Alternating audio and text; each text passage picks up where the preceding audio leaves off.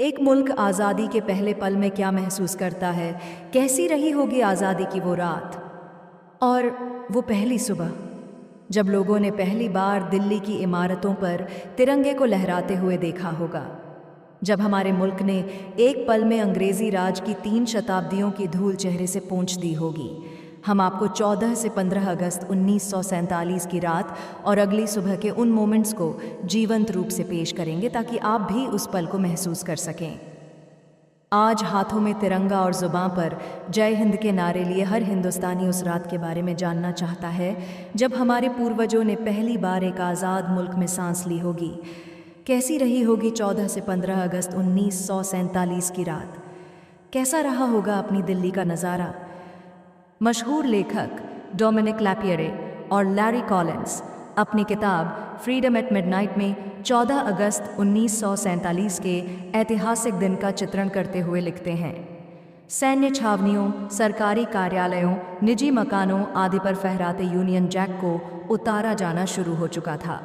14 अगस्त को जब सूर्य डूबा तो देश भर में यूनियन जैक ने ध्वज दंड का त्याग कर दिया ताकि वह चुपके से भारतीय इतिहास के भूतकाल की एक चीज बनकर रह जाए।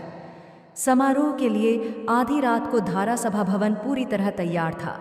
जिस कक्ष में भारत के वायसरायों की भव्य ऑयल पेंटिंग्स लगी रहा करती थीं, वहीं अब अनेक तिरंगे झंडे शान से लहरा रहे थे। लैपियरे और कॉलिंस लिखते हैं, जॉय सरे 14 अगस्त की सुबह से ही देश के शहर शहर, गांव-गांव में जश्न शुरू हो गया था। दिल्ली के बाशिंदे घरों से निकल पड़े। साइकिलों, कारों, बसों, रिक्शों, तांगों, बैलगाड़ियों, यहाँ तक हाथियों घोड़ों पर भी सवार होकर लोग दिल्ली के केंद्र यानी इंडिया गेट की ओर चल पड़े। लोग नाच गा रहे थे, एक दूसरे को बधाइयाँ दे रहे थे और हर तरफ राष्ट्रगान की धुन सुनाई पड़ रही थी। चारों दिशाओं से लोग दिल्ली की ओर दौड़े चले आ रहे थे। तांगों के पीछे तांगे, बैलगाड़ियों के पीछे बैलगाड़ियाँ, कारें, ट्रकें, रेलगाड़ियाँ, बसें सब लोगों को दिल्ली ला रही थीं। लोग छतों पर बैठकर आए, खिड़कियों पर लटक कर आए, साइकिलों पर आए और पैदल भी। दूर देहात के ऐसे लोग भी आए जिन्हें गुमान तक नहीं था कि भारत देश पर अब तक अंग्रेज़ों का शासन था और अब चारों दिशाओं से लोग दिल्ली की ओर दौड़े चले आ रहे थे।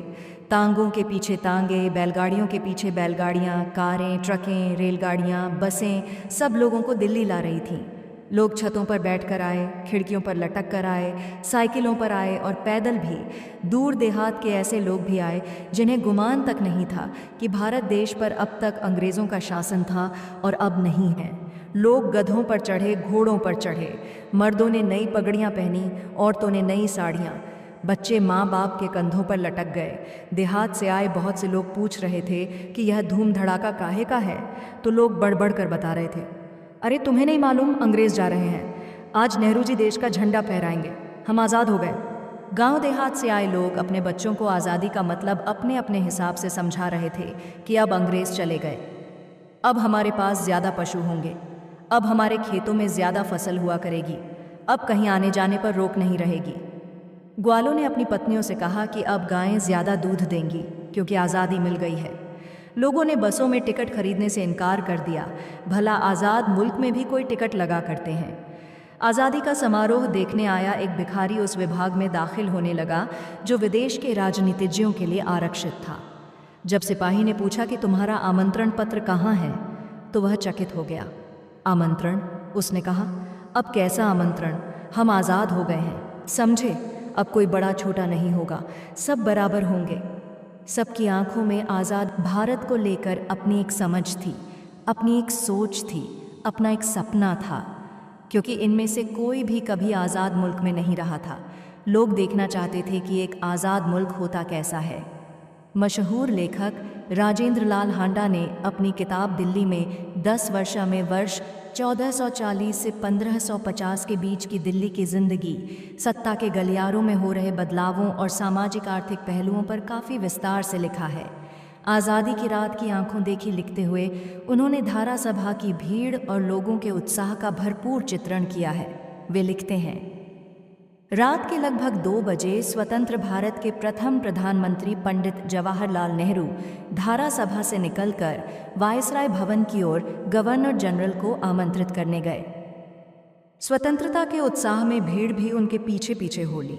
खाली स्थान था ही नहीं और जनसमूह इतना बड़ा था कि यह पता लगाना असंभव था कि लोग किधर जा रहे हैं।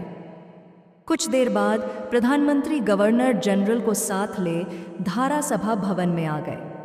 उस समय लोगों का जोश चरम सीमा को पहुंच चुका था। नेताओं के अभिनंदन में बराबर नारे लगाए जा रहे थे। उस समय सभी कुछ नवीन और अपूर्व दिखाई देता था। अपूर्व समारोह, अपूर्व दृश्य, अपूर्व उत्साह, अपूर्व देशभक्ति और अपूर्व जनसमूह। धारा सभा भवन में ही नहीं, उसके बाहर हरी घास पर, सड़कों पर, सेक्रेटेरिएट के सामने विशाल मैदान में तिल रखने की भी कहीं जगह दिखाई न देती थी। ऐसी भीड़ तो लोगों ने प्रायः देखी होगी, पर आधी रात को किसी भी स्थान पर किसी समय 2-3 लाख आदमी इकट्ठे न हुए होंगे।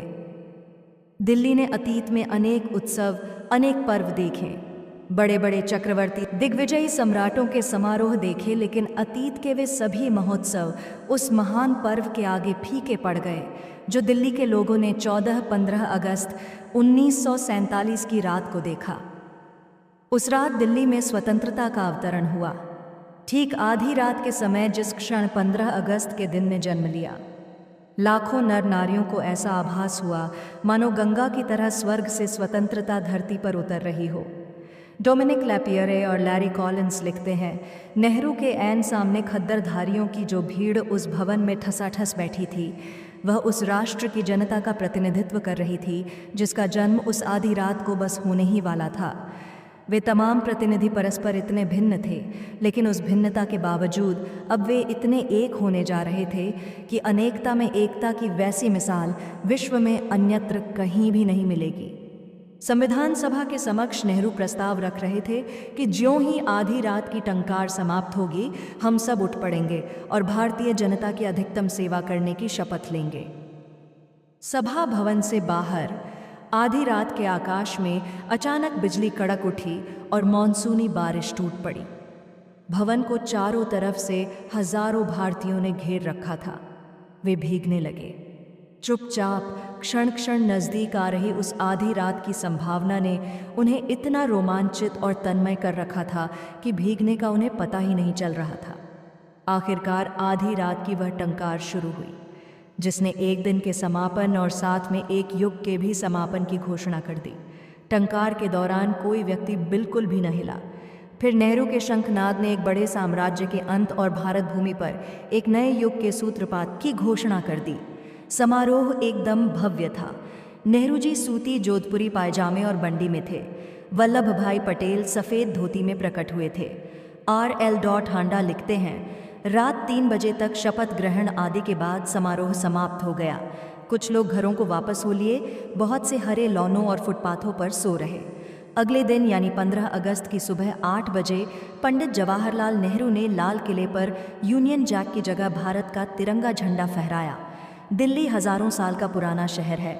अपने इतिहास में उसने एक स्थान में इतना विशाल जनसमूह निश्चय ही कभी नहीं देखा होगा जितना उस दिन लाल किले के आसपास आ जुटा था। स्थानीय पत्रों तथा सरकारी अनुमानों के अनुसार वहां 10 लाख से कम आदमी नहीं थे। दिल्ली गेट से लेकर कश्मीरी गेट तक और जामा मस्जिद से लाल किले कहीं सड़क या भूमि दिखाई नहीं देती थी, सिवाय एक अपार जन समुदाय के और कुछ नहीं था। इस भीड़ को विसर्जित होने में 4 घंटे लगे। सभी सड़कें प्रायः 1 बजे दोपहर तक भीड़ से खचाखच भरी रहीं। आज़ादी की पहली सुबह का ये जश्न आधी रात से ही जारी था। 14 से 15 अगस्त की आधी रात के जश्न ने लोगों को उत्साहित कर दिया था। उस रात को जन गण मन और वंदे मातरम के राष्ट्रीय गीतों की मधुर ध्वनि कैसी स्वर्गीय सी जान पड़ती थी। ये गीत पहले भी अनेकों बार सुने थे, किंतु उस रात तो एक एक शब्द मानो पुकार पुकार कर अपना अर्थ भी श्रोताओं के कानों में कह रहा था। उस रात वास्तव में शस्य श्यामला, बहुबल घारिणी, रिपुदल वारिणी आदि विशेषणों के ठीक अर्थ समझ में आए।